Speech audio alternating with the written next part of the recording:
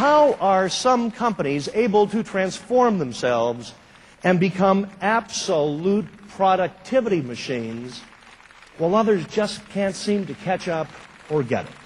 When you turn everything into a system and you determine the best practices for doing something and you perform it the same way over and over and over again, what you get to do every time you do it is you get to wring out waste and become more and more productive. Perhaps there was an easier, gentler time where satisfaction was sufficient. However, it no longer is. Mr. Jason Jennings.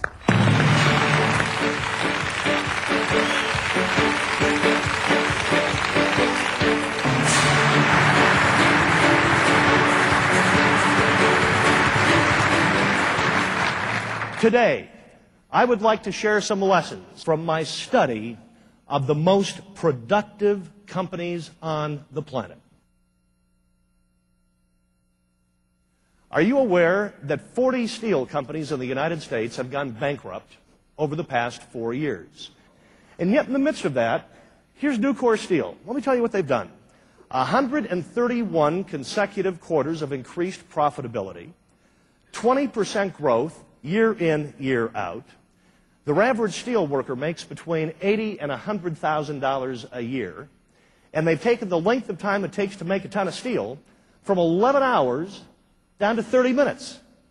Now the question is, how in the hell can they do that while you've got 40 other steel companies going upside down? And then, World Savings. They trade under the name Golden West Financial. Headed by Herb and Marion Sandler, a feisty couple in their early 70s. It is the only company in the world, to have increased earnings per share, get this, 20% a year for 40 years without missing a beat. They attract deposits to their branches at twice the rate of their nearest competitor, and they run their branches for half the amount of money. How in the world is a company like World Savings able to do this? And then one of my other favorites, Ryanair. Ryanair is a discount air carrier based in Dublin that flies throughout Europe. Let me tell you what they do. We've all read a lot about Southwest Airlines, haven't we? I always hold them up as the darling of aviation. What a great company. And they are a great company. Ryanair outperforms Southwest 4-1 in every single operating metric. 4-1. In fact, they put 25 cents of every dollar in revenue straight to the bottom line. 10 years ago, a man in New Jersey who owns some Burger King franchises did all of his banking at a bank, one bank. And he was very unhappy with the level of customer service. So one day he sat down with the CEO of the bank to complain. And he said to the bank's CEO, he said, you know, you ought to run your bank like I run my Burger Kings. Well, you can imagine the predictable response of a big bank CEO. The banker sat there on his lard butt. You can just see him, can't you? Kind of railed back, flabby cheeks. And he said, you know, you sell hamburgers. What the hell could you know about running a bank? So the Burger King guy looked at the banker and said, you know what? I don't like you. You know what I'm going to do? I'm going to buy your bank. And I'm going to fire your tired ass. And he did. And he did. And today, Commerce Bank of New Jersey is the world's fastest growing bank with more than 400 locations. They attract deposits per capita faster and higher than any other financial institution in the United States, and they run their bank like a Burger King. You want a bank on a Saturday? Come on in. You want a bank on a Sunday after church? Come on in. You want a kiddie playland inside the branch? Come on in. But you see, this banker sat there saying, I'm not willing to listen to anybody else unless they're a banker. So I challenge you today. Do you believe you breathe rarefied air? Or do you think you could learn some things from companies like Nucor Steel and its CEO, Dan D'Amico, from companies like World Savings and its co-CEOs, Herb and Marion Sandler, or from Michael O'Leary and the incredible job he does at Ryanair. Well, Buddha once said, "The teacher will come when the student is ready." So if you're ready for 6 incredible lessons, let's go to town. Here is lesson number 1 from the most productive companies in the world. And let me set it up with a story. How many of you know anything about catching monkeys?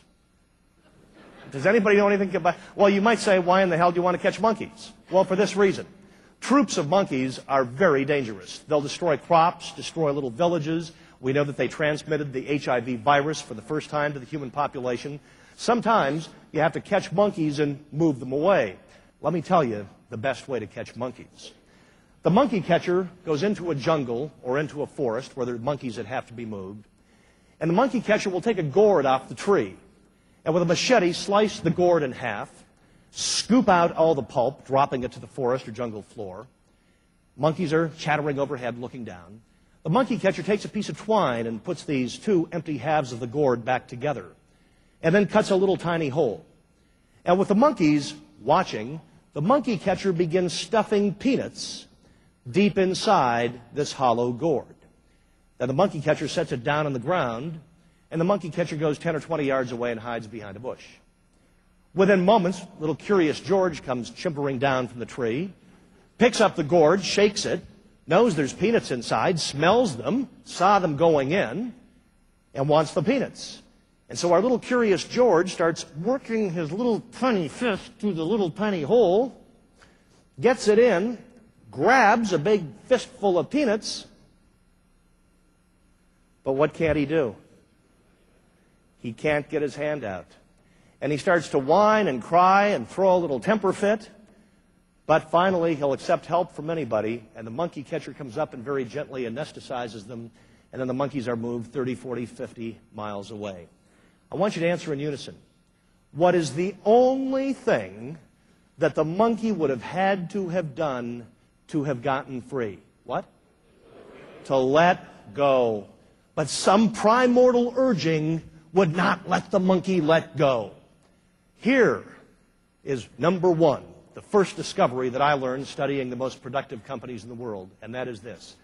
The most productive companies in the world have mastered the art of abandonment. They have mastered the art of letting go old stuff that no longer works.